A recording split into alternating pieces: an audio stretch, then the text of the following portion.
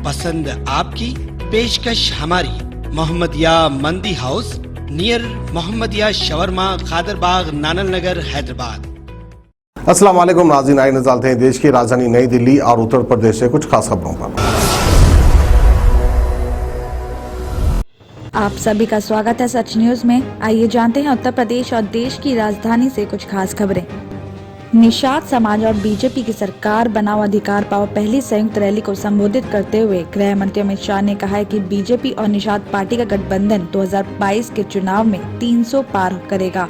उन्होंने निषाद समाज से अपील भी की है कि वो गली गली जाकर मोदी का संदेश पहुंचाए। उन्होंने पिछड़ों के लिए मोदी सरकार की तरफ से उठाए गए कदमों को भी गिनाया है। शाह ने ये भी कहा है कि पिछले चुनाव में भी बीजेपी और निषाद पार्टी का गठबंधन था, ऐतिहासिक सफलता हासिल की थी और इस बार भी सरकार बनानी है। साथ ही उन्होंने आगे ये भी कहा कि सपा बसपा का सूपड़ा साफ करेंगे, कांग्रेस का अकाउंट ना खुले ऐसा काम करना है। मोदी जी और योगी जी का संदेश लेकर फिर से 300 पार का नारा देकर विजय गाथा लिखना है। और अयोध्या में प्रभु श्री राम का मंदिर बनने जा रहा है। दूसरी तरफ बनारस में काशी विश्वनाथ धाम बन रहा है, जो काशी धाम को उसका अस्तित्व वापस दिला रहा है। उन्होंने निषाद राम मैत्री की चर्चा करते हुए 2022 की जंग जीतने का आह्वान किया। तो वहीं मुख्यमंत्री योगी आदित्यनाथ ने राज्य सरकार की निषाद समाज के लिए कार्यों को भी गिनाया। निषाद पार्टी के मुखिया संजय निषाद ने आरक्षण के साथ समाज के अलग अलग मुद्दों को भी उठाया और बीजेपी सरकार की तरफ से पूरे किए जाने की उम्मीद जताई। अध्यक्ष और पूर्व मुख्यमंत्री अखिलेश यादव ने प्रदेश की बीजेपी सरकार को घेरा और इसे उखाड़ फेंकने का आह्वान किया। उन्होंने कहा कि चुनाव आते ही बीजेपी धर्म का चश्मा लगा लेती है और ये सरकार झूठों की सरकार है। इस सरकार को बदलना है। अखिलेश ने योगी पर तंज कसते हुए ये भी कहा कि बाबा को लैपटॉप चलाना नहीं आता, 4.5 साल में बिजली कारखाने का नाम नहीं रट पाए, 100 को 112 करके पुलिस का कबाड़ा कर दिया।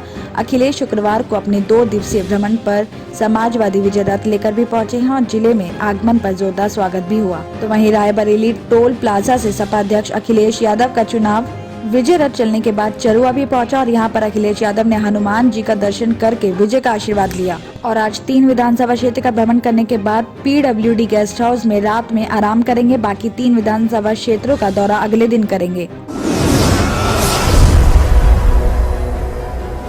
तो वहीं इस वक्त खबर आ रही कि दिल्ली के स्वास्थ्य मंत्री सत्येंद्र जैन ने आज कोरोना के ओमिक्रॉन वेरिएंट को लेकर बुलेटिन जारी किया है। इसमें उन्होंने बताया कि दिल्ली में ओमिक्रॉन के 10 नए पेशेंट मिले हैं, जिसके बाद राजधानी में इस वेरिएंट के कुल पेशेंट्स की संख्या 20 हो गई है। हालांकि इसमें सबसे बड़ी राहत की खबर यह है कि कुल 20 ओमिक्रॉन संक्रमितों में से 10 ठीक होकर डिस्चार्ज भी हो चुके हैं। तो वहीं ये भी जानकारी मिली है कि 1 से 15 दिसंबर के बीच नई दिल्ली के इंदिरा गांधी अंतर्राष्ट्रीय हवाई अड्डे पर 74 लोग कोरोना संक्रमित मिल चुके हैं और इन सभी पेशेंट्स को लोकनायक हॉस्पिटल या फिर मैक्स स्मार्ट हॉस्पिटल में एडमिट किया गया है। 74 में से अब तक करीब 35 लोगों की जीनोम सीक्वेंसिंग रिपोर्ट भी मिल चुकी है, जिसमें से 10 लोगों में ओमिक्रॉन वेरिएंट मिला है और इससे पहले बीते बुधवार को भी 2 ओमिक्रॉन संक्रमित मिले थे। दिल्ली के शालीमार बाग से खबर आ रही है कि फोर्टिस हॉस्पिटल से बृहस्पतिवार शाम ड्यूटी खत्म करके घर जा रही एक युवती से बाइक सवार बदमाशों ने मोबाइल फोन झपट लिया। युवती ने बदमाशों का पीछा किया और बाइक के पीछे भी लटक गई। पकड़े जाने के डर से बदमाशों ने बाइक की रफ्तार भी बढ़ा दी और युवती करीब 100 मीटर तक सड़क पर घसीटती चली गई।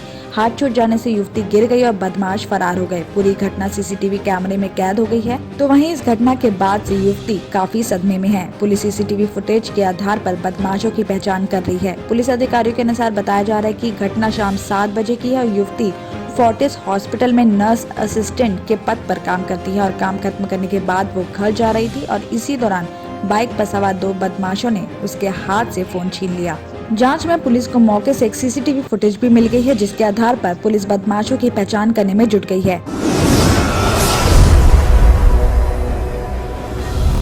कोटला मुबारकबादपुर थाना पुलिस ने एक ऐसे आरोपी को उन्नाव यूपी से गिरफ्तार किया है, जिसने मात्र 70 रुपए के लिए अपने गांव के दोस्त की हत्या कर दी थी। आरोपी ने लोहे की रॉड से पीड़ित का सिर फाड़ दिया था। आरोपी की निशानदेही पर हत्या में प्रयुक्त की गई लोहे की रॉड को बरामद भी कर ली गई है। दक्षिण जिला DCP बेनीता मेरी जका ने बताया कि वजीनगर BP मार्ग केएमपुर में झगड़े के एक शख्स की हत्या की खबर 13 दिसंबर को मिली थी और खबर के बाद एएसआई सुरेंद्र सिंह ने मौके पर पहुंचे और पीड़ित उन्नाव यूपी का रहने वाला दीपू को घायल अवस्था में हॉस्पिटल ले जाया गया, जहां डॉक्टर्स ने उसे मृत घोषित कर दिया था।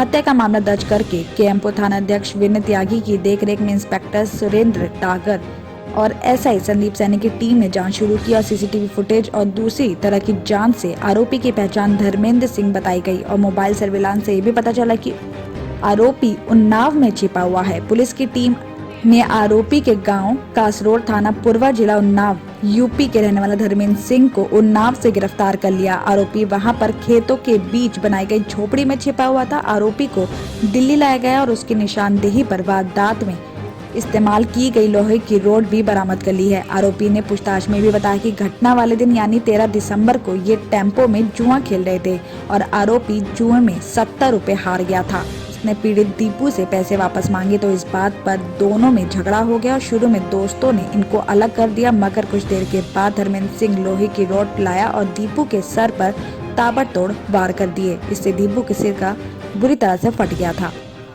दिल्ली और उत्तर प्रदेश की खबरों में आज इतना ही। बाकी देश भर की और तमाम खबरें जानने के लिए देखते रहिए सच news.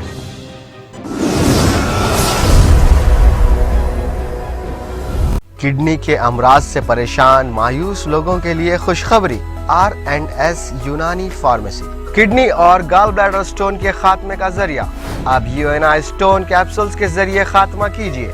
No operation, no side effects, 100% result. सिर्फ UNI स्टोन कैप्सूल से मुस्तहिक लोगों के लिए खुसूसी रियायत। फिर से पथरी न होने का मुकम्मल इलाज। दर्द, कॉन्स्टिपेशन और पुराने कब्ज से निजात पाइए। आज ही तशरीफ लाएं। R&S यूनानी pharmacy, first floor, syndicate bank, Bahadurpura x road, Hyderabad. Contact 9703 939 436 9063 383760।